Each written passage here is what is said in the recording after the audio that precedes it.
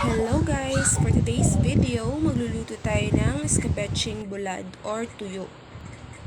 Meron tayo ditong tuyo, kamatis, sibuyas, luya, at saka bawang. At magpainit na nga tayo ng mantika dito sa ating lutuan. Tsaka ilagay na natin ang ating bawang. Tsaka isunod na din natin ang sibuyas. At saka itong luya. Halo-haluin lang po natin siya guys. Hintayin natin siyang mag-golden brown.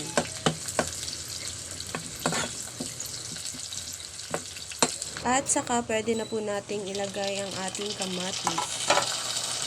Mas maraming kamatis, mas masarap. Halo-haluin lang po natin siya at saka hintayin natin lumambot yung kamatis.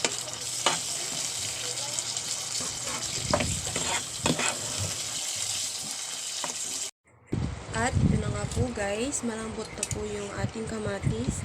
Pwede na po nating ilagay yung ating bulad or tuyo.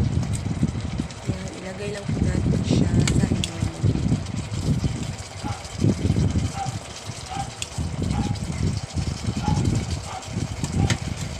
Tsaka lagyan natin ng konting suka,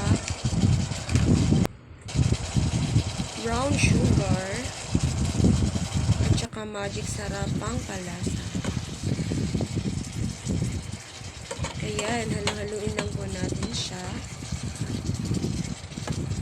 At hintayin lang po natin siyang maluto.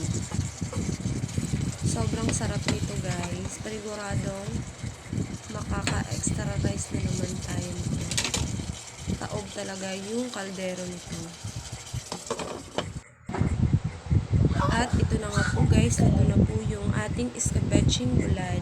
Kain po tayo and thank you for watching. Please don't skip the ads. God bless us.